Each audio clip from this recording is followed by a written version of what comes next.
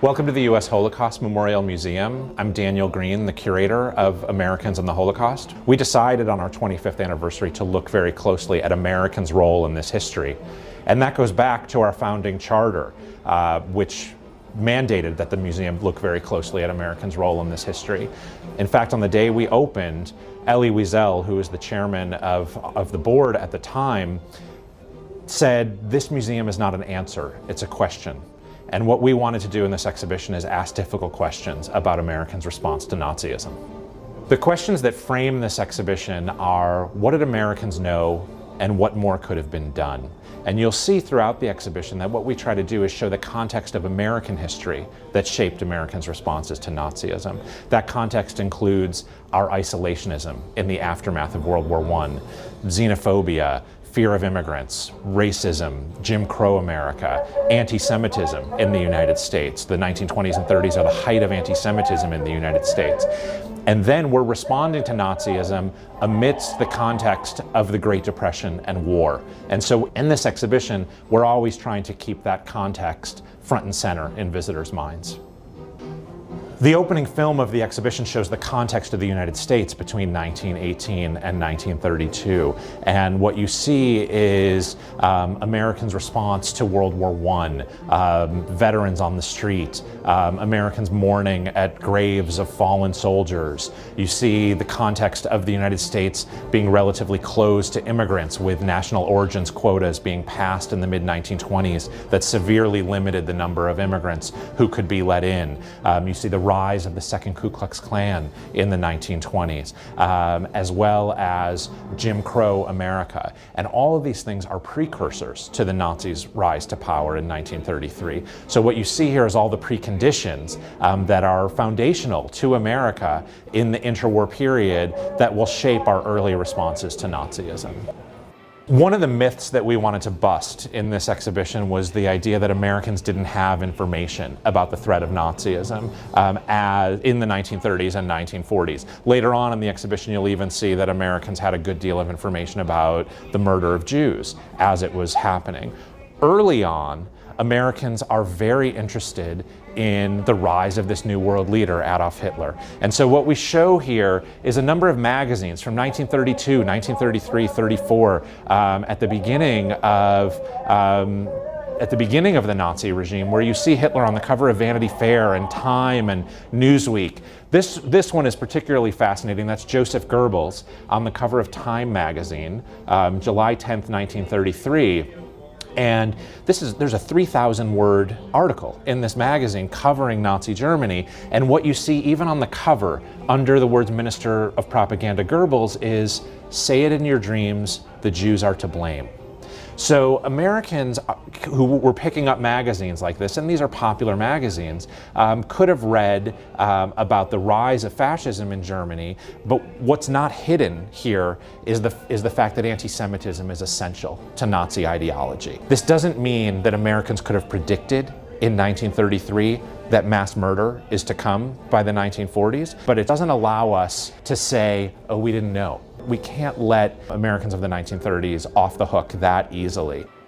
One of the most interesting projects the museum launched years before the exhibition, fully 2.5 years before the exhibition opened, is called History Unfolded. And it's a crowdsourced website where we asked students and history buffs throughout the country to go into their local newspapers, their non-digitized newspapers in their local historical societies and libraries and archives, and look for coverage of Nazism.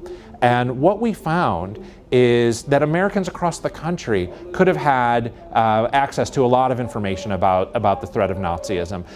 Citizen historians around the country have uploaded more than 15,000 articles to our website, and we put a number of them here on this interactive map so visitors can touch on any state and see, for example, here's an article from Indianapolis, the Indianapolis Star, in September of 1935, and front page news there is coverage of the Nuremberg Laws, defiant Nazis, past decrees against Jews. I'll show you just one more. from Nevada that speaks to an interesting challenge that we thought about as we were putting together this exhibition. This is a Reno, Nevada paper, Nevada State Journal, March 27th of 33. And they're reporting on the fact that Albert Einstein is renouncing his citizenship. And that he won't return to Germany. But if you look over 2 columns, also you see this article, Mistreatment of Jews Ends. There had been no stories about persecution of Jews for a week coming out of Nazi Germany. And Secretary of State Hull says that we may consider physical mistreatment of Jews virtually terminated. And that speaks to one of the central challenges of this exhibition, is to get visitors to read history forward. We know the end of the story. We know that Nazism would ultimately lead to mass murder of 6 million Jews and millions of others. But Americans in the 1930s had no idea that was coming. And so that's one of the challenges that we tried to address throughout the exhibition, is to get people to read history as it was happening. And that's one of the reasons you see such a chronological treatment in this exhibition. Early on, some communities took to the streets against Nazism, and you see here rallies in 1933 across the United States condemning the Nazi regime. You'll see marches by Jewish communities, by labor organizations in Philadelphia, in Cleveland, in New York, in Chicago, in Boston. There are rallies, there are protests, there are movements to boycott German-made goods, and you see a lot of ephemera, in this case, of some of the boycott material, stamps that you would affix to letters to show that you supported boycotting German-made goods or fighting communism, fascism, and Nazism, buttons showing your support of a cause for boycotting Nazi Germany, or even matchbooks saying, "For humanity's sake, don't buy German goods." There are anti-Nazi actions right away in the spring of 1933, many led by this man, Rabbi Stephen Wise. This is a mass rally at Madison Square Garden in March of 1933. You see individual actions, you see rallies, you see protests. You don't see a sustained anti-Nazi movement that takes hold in the United States. One of the ways we wanted to get at the question of what was on all Americans' minds, or one of the ways we decided to get at the question of what's on all Americans' minds, was to use public opinion polling throughout the exhibition. Gallup and other organizations are actively polling Americans by the mid-1930s. And we use polls like this throughout the exhibition to show Americans' concerns at home. Later on, you'll see many polls that ask Americans' opinion about whether we should be letting in refugees. By the end of the exhibition, Gallup is polling in 1942, 1943, 1944, asking Americans whether they believe the stories of the atrocities coming out of Nazi Germany and out of Europe. So here, early on, what's on Americans' minds in November of 1936 is deep concern about our own economy. The depths of the Depression are on all Americans' minds at this point. You'll see over here a poll that speaks to American isolationism. Americans are asked whether they think it was a mistake for the United States to enter World War I, and you see 70% of Americans say yes. So this was one of the ways we tried to get at the extent of our economic fears, or Americans' economic fears, and their isolationism. There are in the depths of this depression, where 25% of Americans are out of work, so much of what's going on in the United States in the mid-1930s is about economic recovery, and I think that prevents Americans from looking abroad as much as they might have. FDR's first term, 1933 to 1937, is so much about trying to lift the country out of the Depression through the New Deal, and foreign policy concerns are not the priority at that point. We also try to round out the media landscape by showing American newsreels here. Even during the Depression, Americans went to the movies. Movies were relatively cheap. You could sit there all day, and before the movies, you'd watch digests of the news of the week. What we're showing in some of these newsreels is the extent of American isolationism in world conflicts in the 1930s. Americans stay out of the Spanish Civil War. They stay out of conflicts with Italy's invasion of Ethiopia. They stay out of China and the war between China and Japan. And we're seeing here in some of these newsreels the extent of anti-immigrant sentiment in the United States as well. Our unemployment problem was transferred to the United States from foreign lands. And if we had refused admission to the 16,500,000 foreign-born in our midst, there would be no serious unemployment problem to harass us. The 1930s in the United States are arguably the height of anti-Semitism here in the 20th century. Some historians estimate that there's 100 new anti-Semitic organizations founded in the United States in the 1930s. And one of the people who gives voice to this more than anyone else is Father Charles Coughlin, the radio priest out of Detroit. And you see him in a very popular way ranting against Jewish communism, questioning the American loyalty of Jews and others. And you see that in some of the newsreel footage that we show in the exhibition.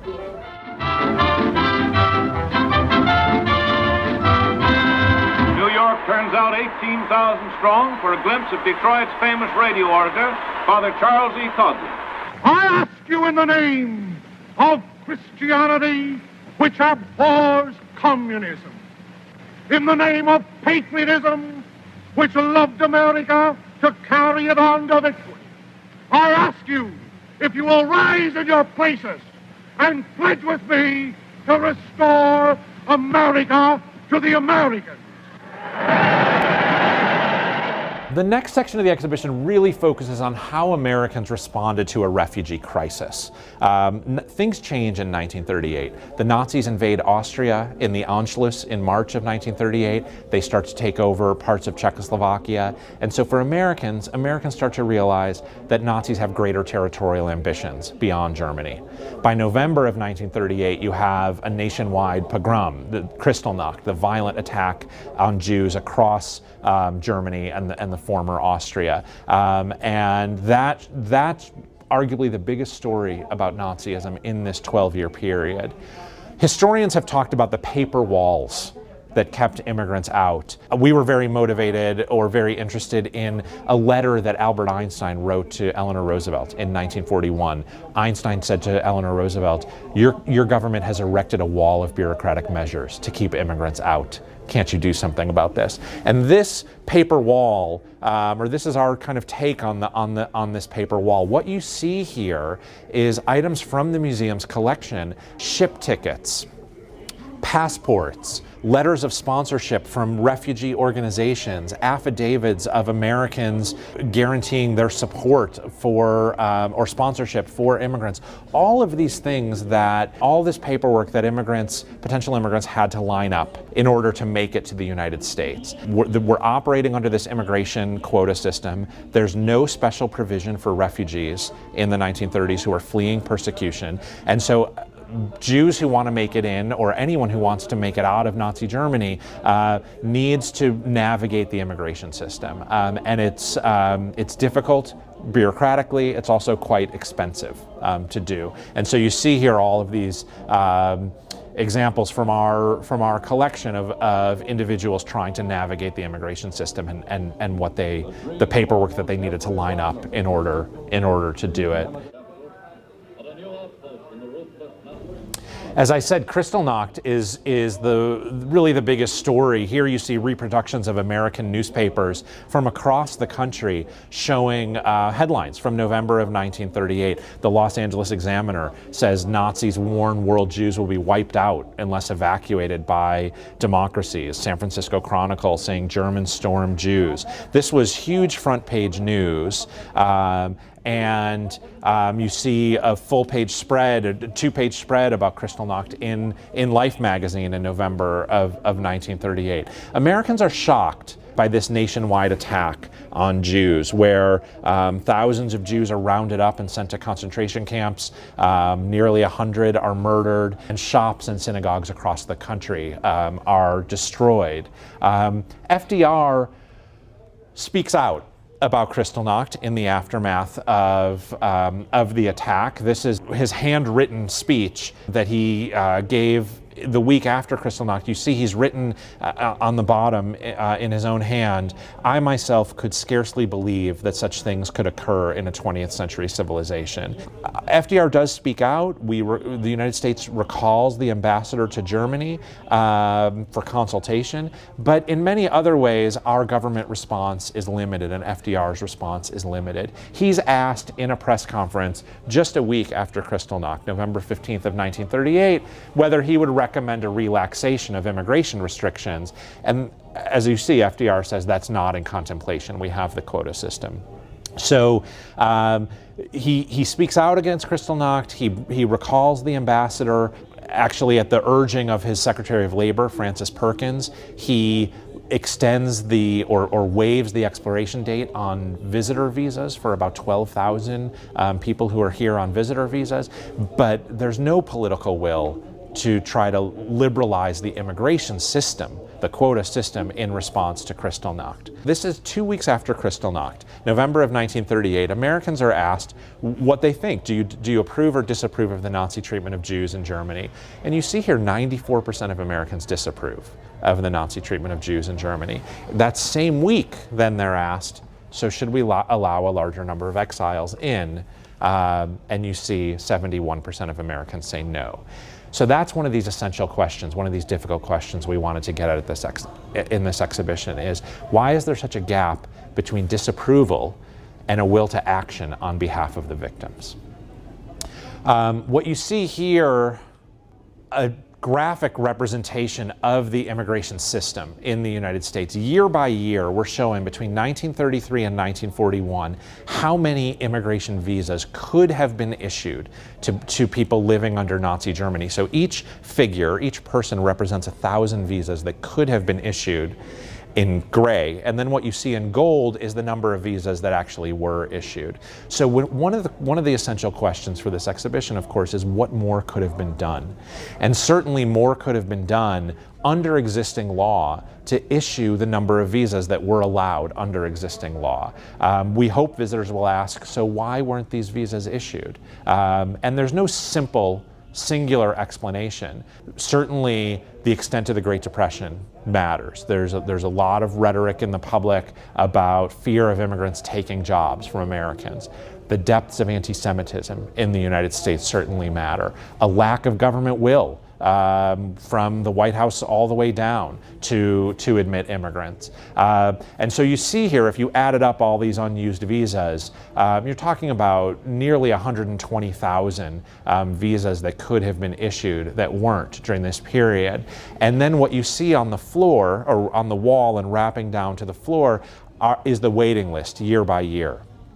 Each suitcase represents 5,000 people on the waiting list. So in 1933, you have a 3-year waiting list to get an immigration visa. By 1940, the waiting list for Germany alone, for the country of Germany alone, is over 300,000. That represents an 11-year waiting list for an immigration visa, assuming that all visas would be issued, which in every year except for one, they weren't. On this interactive table in the exhibition, we tell the stories of 9 different individuals who are trying to make it out of Nazi-controlled Europe, and the Americans who try to sponsor them. So we're trying to show how this immigration system, how this restrictive immigration system influenced real people. You see, one of the stories we tell on the table is of Otto Frank, Anne Frank's father, who's trying to make his way, trying to get visas for his wife and his 2 daughters, Margot and Anne.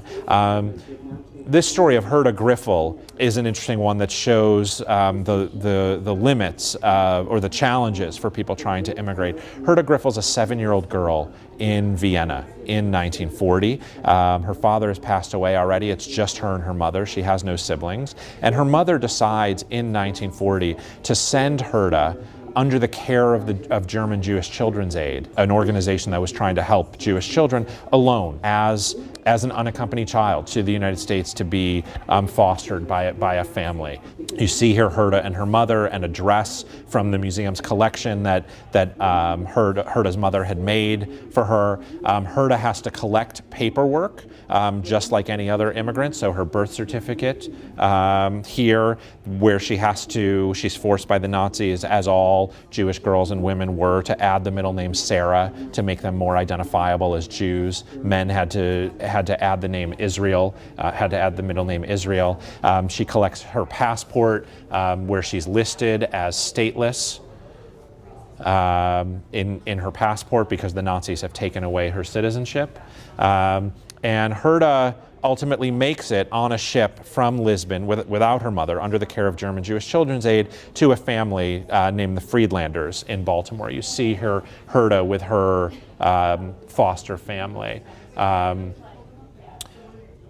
mother did not have a sponsor in the United States and is ultimately deported to the East in 1942 and murdered. And Herta had been part of a Jewish school class. Herta Griffel had been part of a Jewish school class. This is a picture of the class, either from 1939 or 1940. And as far as we know, 2 girls from this class survived the Holocaust. So what you see on this interactive table is how this restrictive immigration system influenced real people, and how those Americans who made the decision to try to sponsor refugees, the challenging bureaucracy that they had to navigate.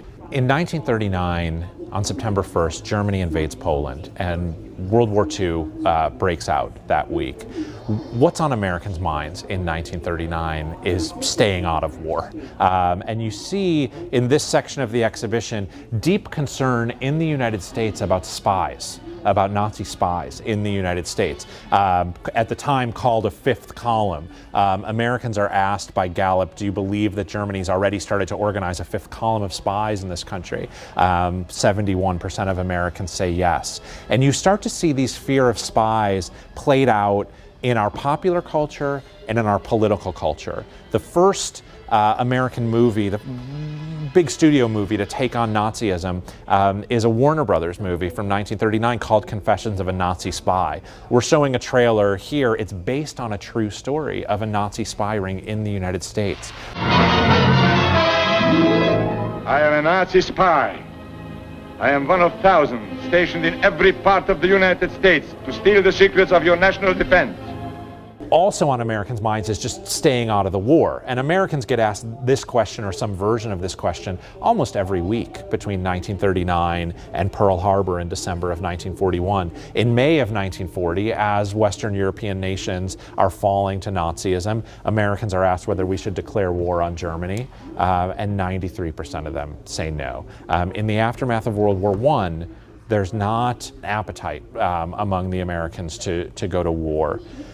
The loudest or most influential isolationist organization is known as the America First Committee. Here you see a propaganda poster for the America First Committee saying that war's first casualty will be liberty itself.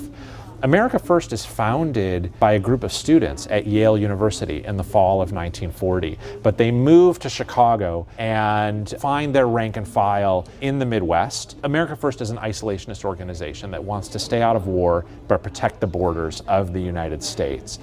Charles Lindbergh becomes the loudest spokesperson for the America First Committee. Lindbergh was one of the most famous Americans, maybe the most famous American, after his solo flight across the Atlantic and the kidnapping and murder of his child in the 1930s. Here, this is a really powerful artifact in the show. Lindbergh had gone to Nazi Germany in October of 1938 to advise them on their air force and on their air power. He meets with Hermann Goering, one of the top Nazi officials, and Goering hands him this box that contained this pin. It's the Service Cross of the German Eagle. And Lindbergh says that, look, I didn't know I was getting this. I was surprised to receive this award. But he receives it a month before Kristallnacht, a month before the violent attack on Jews. And he's pressured after Kristallnacht to give this award back which he never does. We've borrowed Lindbergh's diary, also from the archives at Yale University. And what you see here is Lindbergh writing about a speech that he gave in Des Moines, Iowa, on September 11th of 1941. During this speech, he asks, who wants us to go to war? And he lists three groups. He says the British want us to go to war, and of course this makes sense. France has fallen, Western European nations have fallen, the British are the last line of defense. He says FDR wants us to go to war, calls FDR a warmonger, and argues that the administration has been lying to the American people. And then third, he says, and the Jews want us to go to war. And he cites the fact, or his belief, that America has been a tolerant land for Jews, and then he basically issues a threat to Jews in America. He says, if we go to war that's perceived as a Jewish war, that tolerance might fade. And then he quickly slips into many anti-Semitic tropes, arguing about Jews' clannishness, and Jews controlling Hollywood, and Jews controlling an international banking system. I think what Lindbergh is doing there is actually saying out loud what many Americans believe at the time. And one of the loudest critics, one of the most effective critics of Lindbergh, is a political cartoonist named Theodore Geisel, who we today know as Dr. Seuss. But he was writing for this magazine, a newspaper out of New York called PM.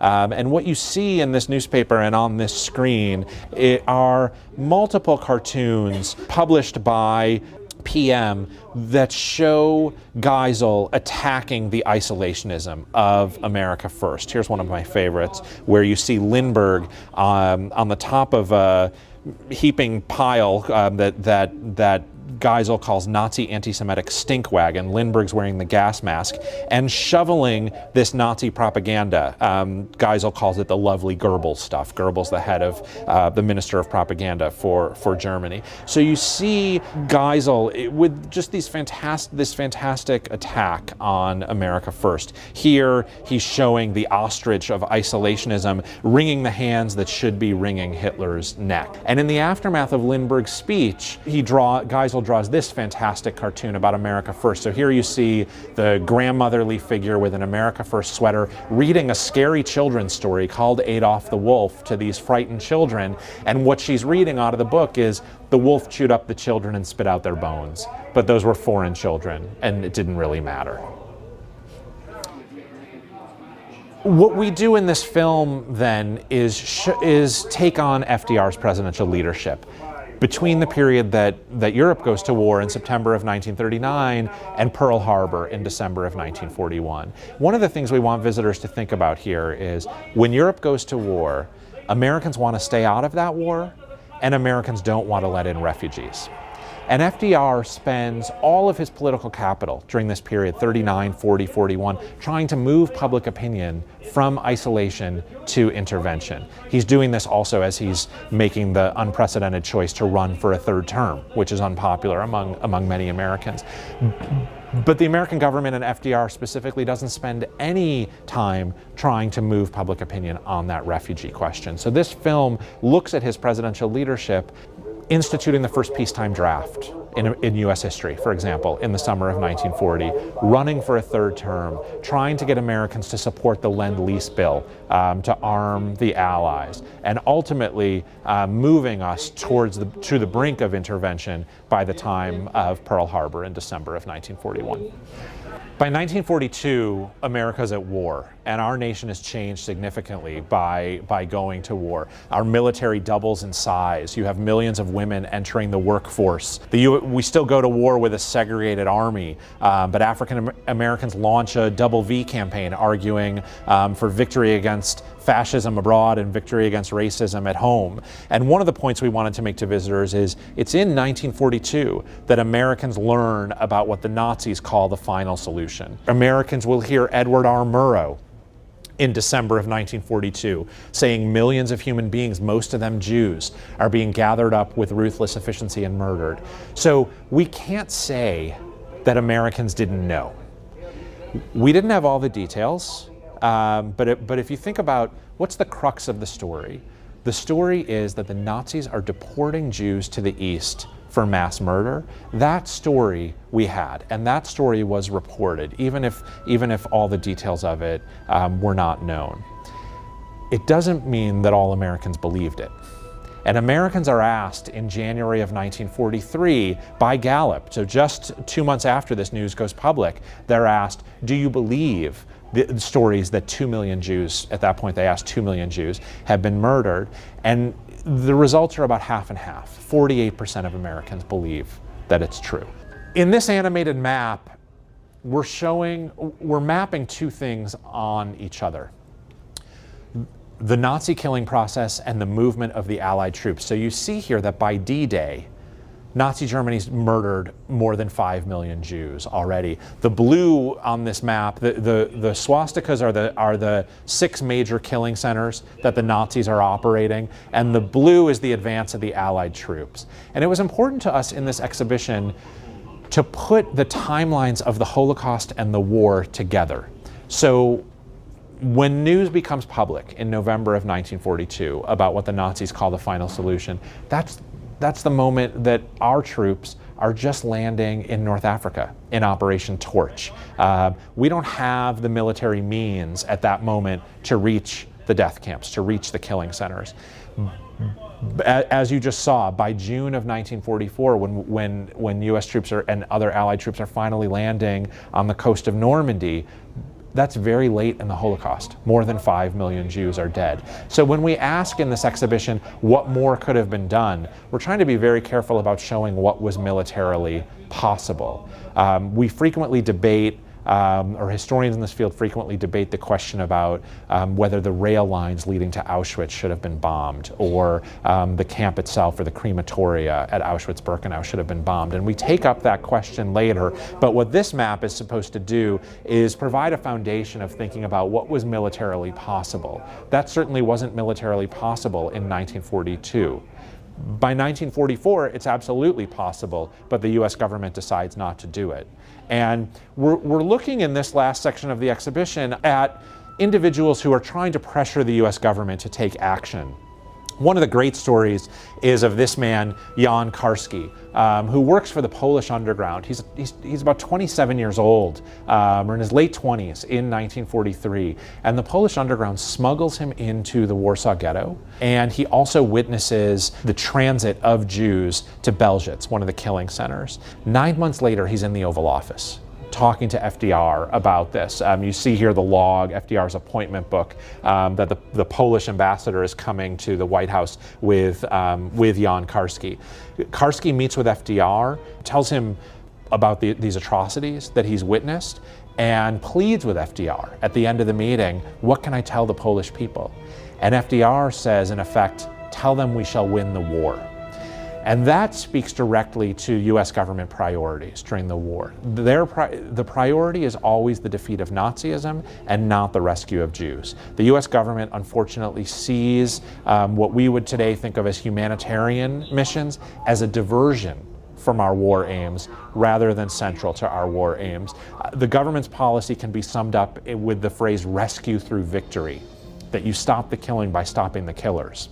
Breckinridge Long, the head of the visa division for the State Department, comes back into the story. Long goes to Congress in November of 1943, and he tells them that the State Department had already admitted 580,000 refugees. That claim is absolutely false. We had admitted roughly 200,000 refugees. And Long goes to Congress, this is secret testimony, and he says that we were bound by immigration laws, we did everything we could possibly do. Congressman Emanuel Seller from Brooklyn calls out Long as a liar and asks Long to quit. He calls him out for saying, for lying about the number of refugees that had been let in. He has this fantastic statement in December of 1943, if men of the temperament and philosophy of Breckinridge Long continue in control of the Immigration Administration, we may as well take down that plaque from the Statue of Liberty and black out the lamp beside the golden door. He's speaking to this tension that's so central to this exhibition, the tension between American ideals, thinking of ourselves as a land of refuge and a nation of immigrants, but at this moment of crisis, being so closed to immigrants and to rescue of refugees. The Treasury Department, lawyers in the Treasury Department also discover that the State Department is actively obstructing information about the murder of Jews from making it to intended recipients in the United States and actively obstructing aid. They go to their boss, the Secretary of the Treasury, Henry Morgenthau, with a report that they call a report on, their words are, the acquiescence of this government in the murder of the Jews, the US government. And they ask Morgenthau to take that information to FDR. Morgenthau does in this report. He changes the title and calls it Personal Report to the President, but the information here is harrowing. The first line, one of the greatest crimes in history, the slaughter of the Jewish people in Europe is continuing unabated. They are asking FDR for a refugee policy. The United States government didn't have a refugee policy. They take this report to FDR in January of 1944, and on January 22nd of 1944, he issues an executive order that establishes the War Refugee Board. The War Refugee Board is an interagency effort between the State Department, the War Department, and the Treasury Department, and their charge is to rescue Jews, as long as it doesn't impede the war effort. And that, as long as it doesn't impede the war effort, is a key provision and a key fact that will be debated and that will have deep implications for the remaining year plus of the war. The board coordinates with refugee organizations. They work with international refugee aid organizations. They aid people like Raoul Wallenberg, the Swedish diplomat who's so well known for going into Hungary and issuing visas and protection papers to Hungarian Jews. We end the exhibition with a number of contrasts in April and May of 1945. In April, you see here that American soldiers encounter Nazi concentration camps. You'll see in a moment Eisenhower walking through Ohrdruf, a subcamp of Buchenwald, in April of 1945. This is happening at the very same moment that FDR dies. So Americans, FDR had been president for 12 years. Many Americans, it's hard for them to imagine FDR not being president. So you have that contrast going on in April. More importantly, in May, you have Americans here you see celebrating the defeat of Germany. We went to war to defeat Nazism, to defeat fascism, and Americans celebrate that, the sacrifices that are made during war. What we wanted visitors to think about at this point in the exhibition, though, is that winning the war doesn't solve the refugee problem. You're left with millions of displaced persons in Europe, and Americans are still very reluctant to let in these displaced persons. This is pulled from a poll in December of 1945, showing that only 5% of Americans by December of 1945, 6 months after the defeat of Nazism, want to let in more refugees than we did before the war. At the close of the exhibition, we come back to Raphael Lemkin, that man who coined the word genocide. Lemkin himself is a refugee from Poland, Jewish, who had lost 49 relatives himself during the Holocaust, and spends all of his energy trying to get genocide recognized as an international crime. In his autobiography, which he wrote in pieces over the course of the late 1950s, one of the things he wrote was about the importance of telling this story to the American people, that all over Europe the Nazis were writing the Book of Death, and the importance of repeating this story to Americans on the street, in churches, on the porches of their homes. And that's in part central to the mission of the U.S. Holocaust Memorial Museum, to continue telling this story as a warning. The haunting part of this quote for me is Lemkin saying, "I'm sure they would understand me," because part of what's so central to this exhibition is Americans' lack of understanding of this crime as it was happening. We had a lot of information. That information didn't always translate into clear understanding. Today, with the benefit of hindsight, we have that clear understanding, but this exhibition tries so hard to push against hindsight and say, what did Americans understand at the time? How did they understand their roles and responsibilities as American citizens to fight against Nazism as it was happening?